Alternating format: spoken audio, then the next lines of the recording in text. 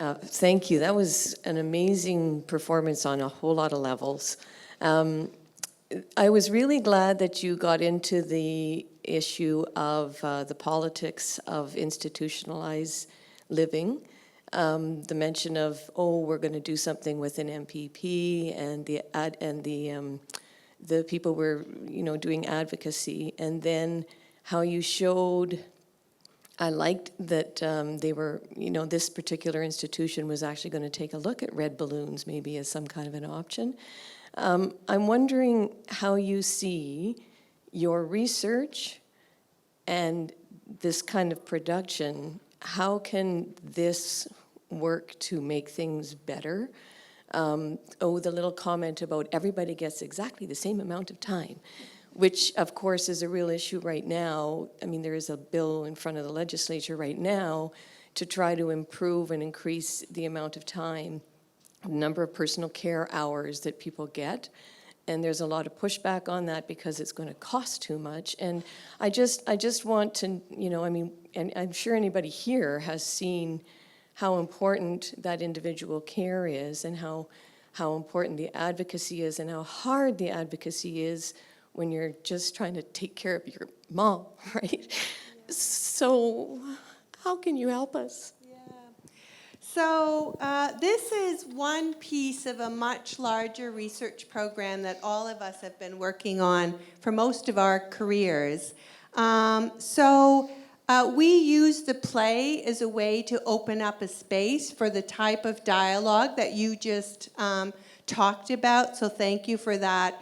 It allows us to be able to raise those questions about why can't we have more hours and what is needed to actually do relational caring well. But all of us also are doing research on culture change to try and, in different ways, to try and promote the change that we believe is necessary. So I actually have a research program through the Partnerships in Dementia Care Alliance where I actually go and work with organizations in the community and in long-term care homes to take them through a culture change process, to help them critically reflect on current ways of doing things and whether or not they align with the relational way of being that we want them to take on. And we're seeing real changes in that. And maybe I'll let other researchers. I'm very fortunate to be at the Dotsabito Wellness Academy, which is an exemplar really of relational caring in the community. And we're conducting research, the group of us there, on the impact of relational caring and how incredible that is. And we have an arts-based curriculum as well with persons living with dementia. And one of our themes is about being free to be. And at the Academy, we live, and Clayton's here, one of our program assistants, and we are so, the amount of love and connection and presence that we offer one another in our community, and we see everyone there as a teacher and learner. So we do have, also for our advocacy, we've created research-based films. So you can see them online, and we're hoping that this will spread the word. We have an intergenerational program as well, and it's an absolute incredible opportunity to be there and then share what we're learning.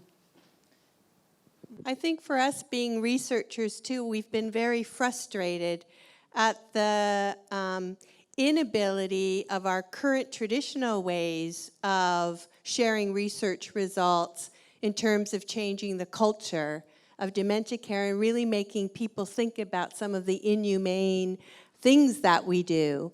And so what we wanted to do is look to storytelling through theater to be able to share our one story or several stories about how we'd really like to challenge the dominant tragedy discourse around dementia and start to think about how we might create a better culture that would better support all people living with dementia. I have a couple quick little stories. During one of those sessions, we were situated in the hospital, and a woman came and somehow ended up into the rehearsal or something at the end. I don't know if you guys remember this. And her husband was just told that he had to be admitted to long-term care, and if they didn't make the choice, that they'd have to wait 3 more months. Like, she was living with that experience. But another person I want to tell you about is after we performed at a long-term care home, one woman who lived with dementia was in the audience, and when asked, was there anything that might change for audience members after seeing the play, she put up her hand and said, "I will no longer hide." So that was a very powerful moment for us. And very powerful affirmation, I think, of the effectiveness of the production in critically challenging stigma and helping audiences to embrace a more life-affirming perspective of dementia, so that it addressed the fear in that way was just, for us as researchers, such a powerful affirmation of the production and its effectiveness. Hi. First of all, amazing show. There are a couple tear-jerky moments there. My question would be, throughout the production and throughout the journey you guys went through in creating this wonderful piece, you had mentioned that you guys were almost like a family working together. Were there moments where it was maybe difficult or emotional to go through this, because someone had mentioned that almost everyone here has had or been impacted by someone with memory loss? So did it maybe make the journey a little bit easier, or did it get emotional at times? And sorry if it's a bit personal of a question. I could just say that for me as a researcher involved in this process, it very much deepened my emotional connection to the research, very much so, because the theater is so emotive and engaging. So I thought I was already connected, but it was a much deeper connection that I experienced as a result of being a part of this production.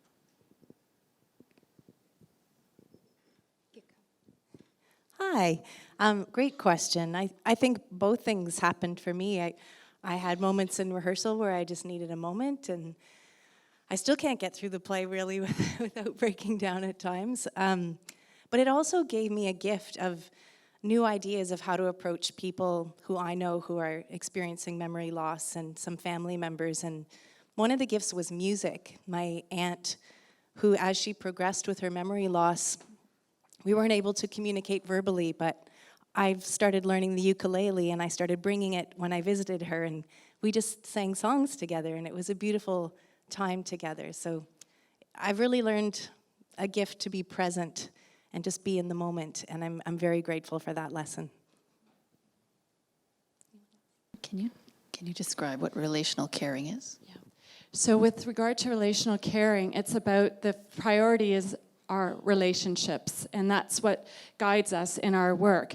And it's not just about relationships with human beings, but it's also relationships with music and with the arts and with movement and how we are in the world. But it's also for all of us, every single person.